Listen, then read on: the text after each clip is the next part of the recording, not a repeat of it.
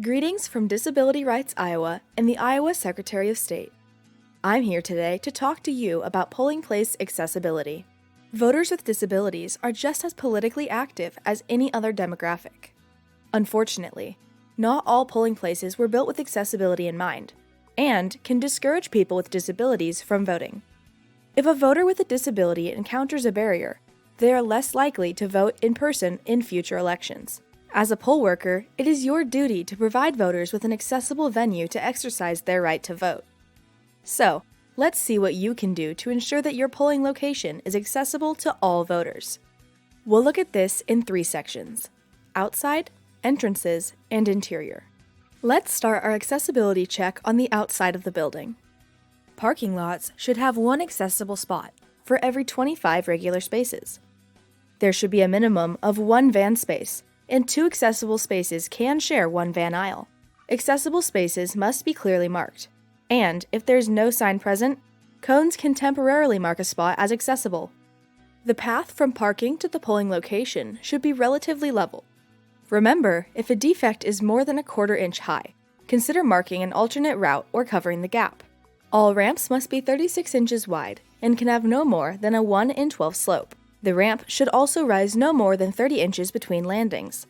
While you're outside, don't forget to factor all these items into your curbside voting plan. Make sure to post a curbside voting sign with contact information in a visible location. Ensure sufficient number of PEOs to simultaneously accommodate curbside voting outside while also assisting voters inside the polling place. Lastly, ensure timely response to requests for curbside voting. Now, let's move along to the entrances. If there are stairs at the main entrance, there must be an alternate, accessible entrance available, with signs leading from the main entrance to the accessible one. Entrances should have 18 inches of clear wall space on the poll side of the door next to the handle. This allows an individual with crutches or a wheelchair to access the door.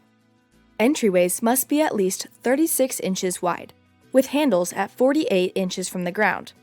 These handles must be operable with a single closed fist. Doorknobs and heavy doors are difficult to open. Consider propping the door open, or have it manned by a greeter that will open the door for all visitors. With entrances covered, let's look at the interior of the polling location.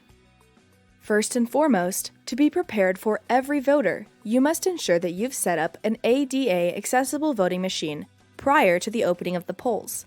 And just like a regular voting booth, you'll need to find a position that ensures a voter's privacy. Inside, keep all paths of travel at least 36 inches wide. Any furniture should be easily movable so that pathways can be cleared. All carpet should be short and flat, and thresholds must be 1/4 inch if unbeveled, or 1/2 inch if beveled. Like thresholds, any rugs should be secured and no more than 1/2 inch high. Overhead, any hanging objects should be marked on the floor with a cone. So should any object protruding more than 4 inches from a wall. This makes them cane detectable. All signage should be hung 48 to 60 inches from the ground. And finally, if voting isn't on the first floor, there must be a working elevator. Now that we have covered outside, entrances, and interior, let's go over communication guidance. Focus on the person, not their disability.